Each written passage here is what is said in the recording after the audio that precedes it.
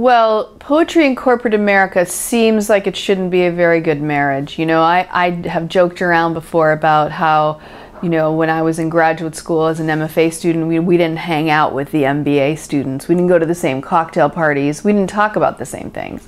There was an article published by Dana Goya in The Atlantic, and the title was, "Does Poetry Matter?" And one of the things that he talked about that I thought was so important is that we need each other, artists and business people. And our aims are not necessarily different. And it's that same idea that you don't have a personal life and a business life. You have a life. You have a life and everything is integrated. And this idea that we can fragment things into pieces, it just doesn't work. And I think that taking poetry into corporate America, in a place that has been especially devoted to, you know, business as usual and high-performing teams and multitasking and technology, to say, wait a minute, let's do something counterintuitive and use poetry to inspire, to move, to start a conversation, to help people be more in the moment. It's still a radical act. It's not normal or ordinary, although I think we're seeing a little bit more of it. And I think having a poet in your business or in the business setting actually can help with the places you need to go next. Poetry requires courage, and it requires humanity, and it requires specificity and a love of language.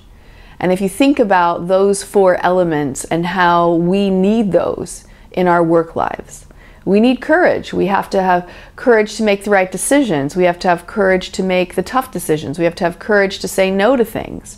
We have to have courage to say yes to something. That's what poets do. They're cultivating and capturing courage. I think the notion of humanity, you know, poets are, you know, they're just next in line to the mystics and the philosophers. And you know, we're trying to capture and recapture and retell the human experience. And the human experience is being played out in the drama of the workplace every single day. So who we are and what we do and how we show up at work and all of those people are just taking part in our own little private Beowulf or, you know, Shakespearean drama. And the other thing is that, you know, in my consulting work, when I have worked with clients, what I notice is that an element of specificity or the lack thereof, it causes them pain, distress, they lose money, and so poets who are looking for the specific word, the very clear detail, that practice is a practice that business people can cultivate and can grow and can work with. And finally, that notion of language. You know, language is this messy, interesting thing. And no matter how dependent we think we are on visual images or how seduced we are by technology, it is the language that we use with each other, with ourselves, in our marketing, in our communications, in our sales, in our resolving problems, in our looking at global issues. All of it is hinged around what language are we going to use, and why don't we choose beautiful language to describe what's happening in our world, in our business, in our lives.